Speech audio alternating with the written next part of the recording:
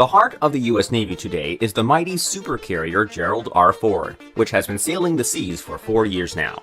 Various advanced technological solutions were integrated into it, many of which were being utilized for the first time.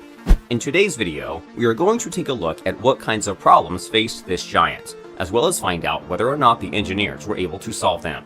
Gerald R. Ford, or CVN-78, is the lead ship of the class under the same name, which has come to be a worthy replacement for the outgoing Nimitz aircraft carrier class. The ship was named after the 38th President of the United States, Gerald R. Ford, who served in the U.S. Navy during World War II aboard the USS Monterey and fought in the battles that took place in the Pacific Theater. The aircraft carrier was made to be the perfect floating device for the U.S. Navy in order to operationally deploy its aviation assets anywhere in the world, thus minimizing the military's dependence on its own and foreign military bases. The Giant's wing can include up to 90 fighters, helicopters, and drones, all of which are conducting up to hundreds of flights a day. Among these aircraft are the latest F-35C, the already validated FA-18E, FA-18F, EA-18G, E-2D, C-2A, MH-60RS, and other air assets.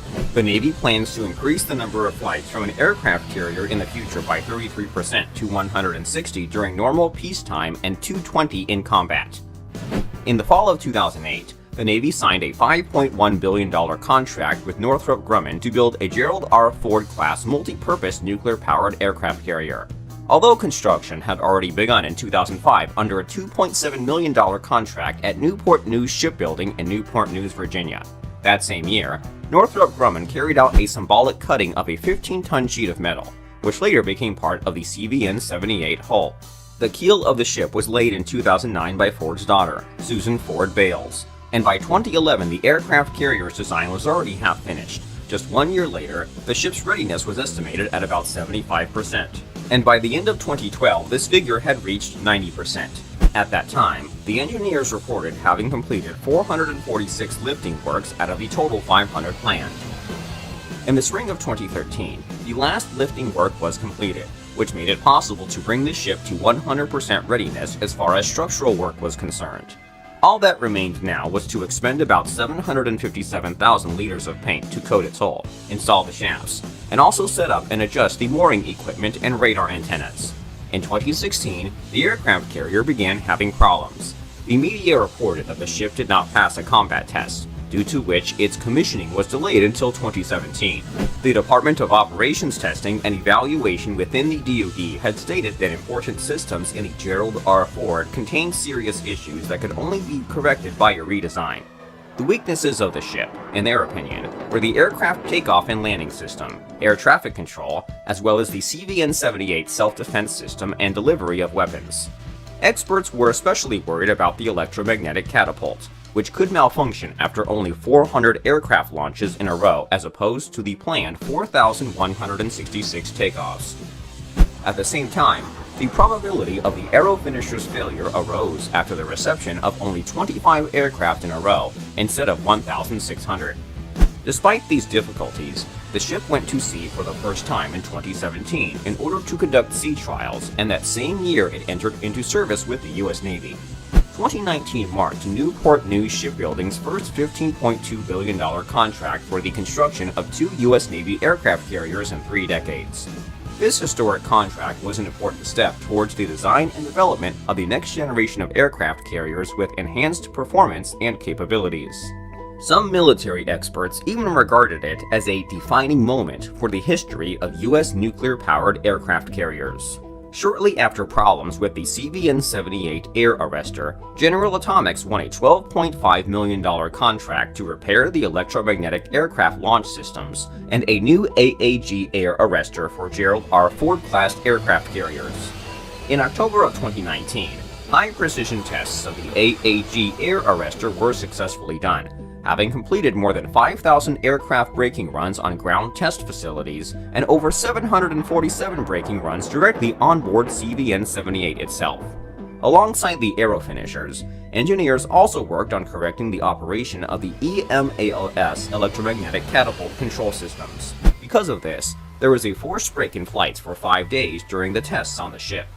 EMALS and AAG underwent an extensive testing program over a period of 18 months to ensure the improved components were in full function and working reliably.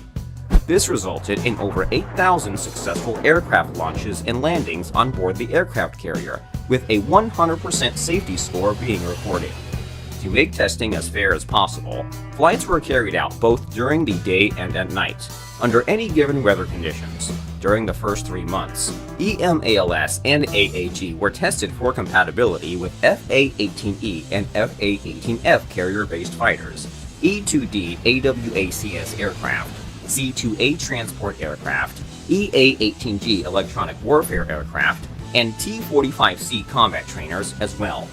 All tests were divided into 18 individual stages, the last of which ended not that long ago, in the spring of 2021, after overcoming a benchmark of 8,029 successful takeoffs and landings. Throughout this time, Gerald R. Ford was the only aircraft carrier off the east coast of the US available for naval cadet training and pilot certification. According to the president of General Atomics Electromagnetic Systems, GAEMS, the revamped EMALS and AAG have played a critical role in supporting the training of over 400 pilots. Now working in perfect order and ready for action were the Aero Finishers and the EMALS catapults, which provide a greater impulse to push with a decrease in the total mass of the device, as well as increase the intensity of departing flights. Although, there was initially a feeling that everyone would be put off by this, even criticizing these actions.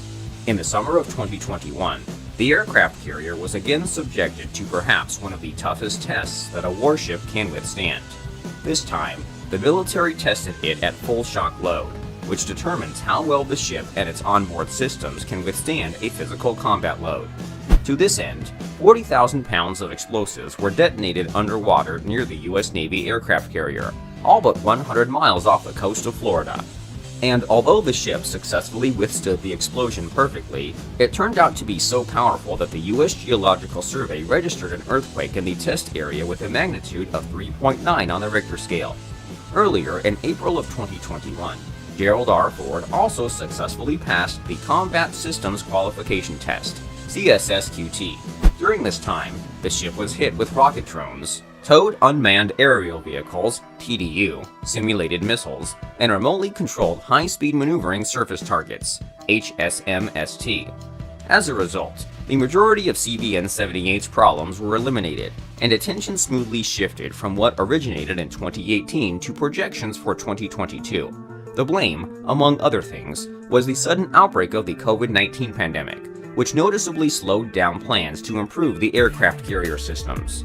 Today, however, the military is at full steam ahead, and Rear Admiral Gregory Huffman, the commander of Carrier Strike Group 12, has said that all plans are now on track and there are no major obstacles in their way. The more than $13 billion aircraft carrier is now in the middle of its final maintenance phase. During this, the US Navy also intends to complete the verification of all 11 advanced weapons elevators, to which a number of claims and doubts have been put forward more than once. According to Hoffman, the engineers performed more than 15,000 test cycles under all conditions to ensure these systems were working.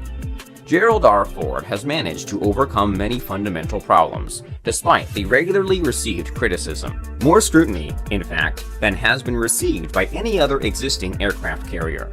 Soon, the US Navy will deploy the vessel and it will be ripe for new achievements. What are your thoughts on the latest aircraft carrier? Let us know in the comments. And if you found today's video enjoyable, please leave a like and don't forget to hit that subscribe button as well. Thank you, and we'll see you in the next video.